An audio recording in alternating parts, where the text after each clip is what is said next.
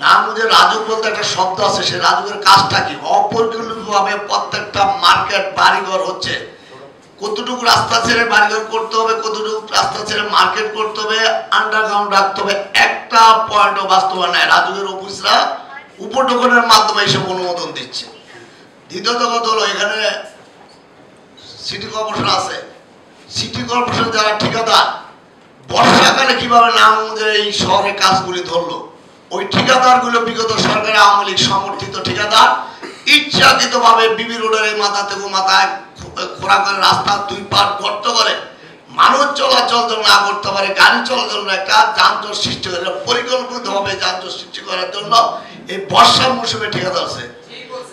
চতুর্থ হলো, নারায়ণগঞ্জের যত্র তত্ত্ব সিএনজি স্টেশন, প্রাইভেট কার রাখা, চাষারা কোথাও কিন্তু সিটি কর্পোরেশন থেকে মানে সিএনজি রাখার স্টেশন ডাক দেওয়া হয় না। তাহলে কোথায় থেকে সিএনজি আসে, অটো আসে, কারা রাখে?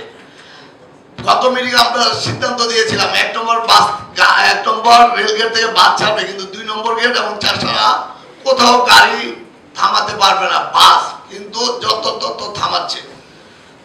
আমাদের ছাত্র শ্রমিক জনতা গত 5 আগস্টের বৈষম্য বিরোধী আন্দোলনের পর গডফাদারদের দখলকৃত রাইফেল ক্লাব এবং তার বাড়ির পশ্চিম পাশে একটা বিল্ডিং রাস্তা দখল করে বাড়ি, এই দুটা বাড়ি এই রাইফেল ক্লাব সেনাবাহিনী ভেঙে নিবে, আর ওদিকে ওটা ভাঙা আছে। আপনার রোসানকে বলবেন পরিষ্কার করতে, এটা কেন করছে না, এটা প্রশাসনের বাধা কোথায় বা কেন হচ্ছে না? রাইফেল ক্লাব সেনাবাহিনী তো আমাদের দেশের লোকেই, আমরা যদি সেনাবাহিনীকে ভয় পাই তাহলে কি আমরা কি স্বৈর শাসকের আমলে আছি?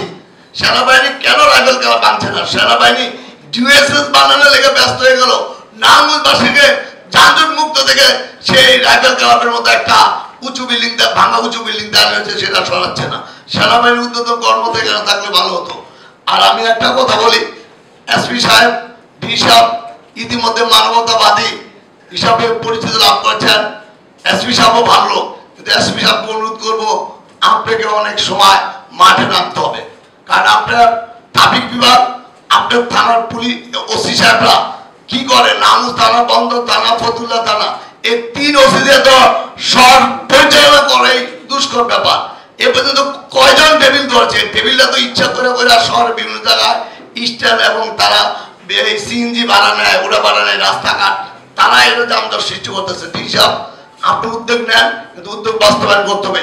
সিটি কর্পোরেশনের মিটিং আনবেন, উপসচিব সব আসবে, প্রশাসক সব বাস্তবায়ন করবে। আপনি বলেন, আপনি যোগদানের আগে থেকে নারায়ণগঞ্জে যে এই বিবি রোড, কালীবাজার তো এখন বাস ঢুকতে পারে না, সিরাজুল্লাহ রোড আর ওই রোডগুলি যে গর্ত হয়েছে, এখনো কোনো ঠিকাদাররা কাজ সম্পন্ন করে নাই।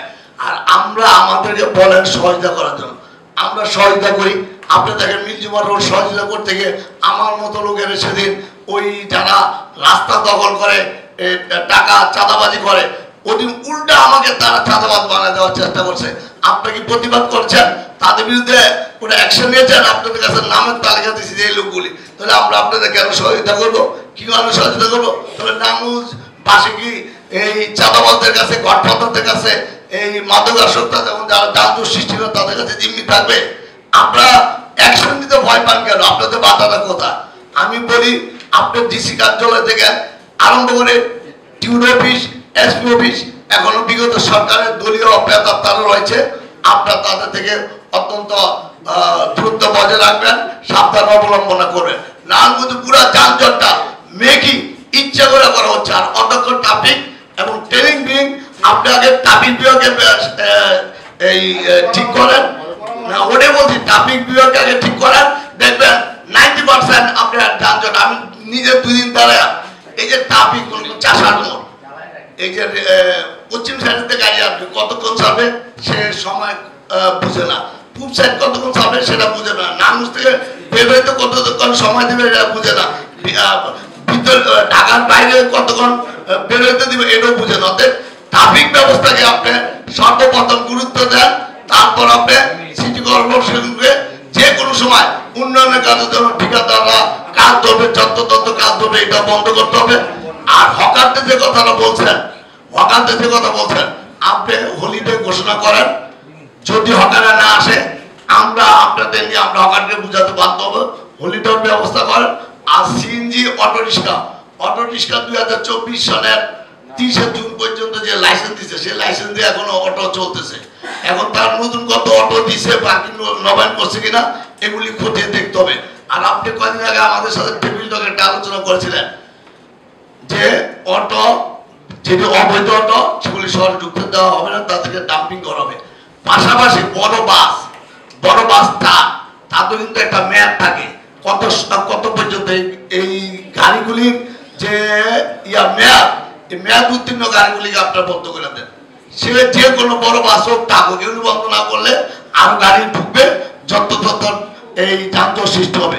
আর বিশেষ করে মার্কেটগুলির মালিকদের সাথে বসেন, মালিকদের ডেকে রাজুকে অফিসে রেখে আন্ডারগ্রাউন্ডে তাদের পার্কিং এর ব্যবস্থা করতে হবে।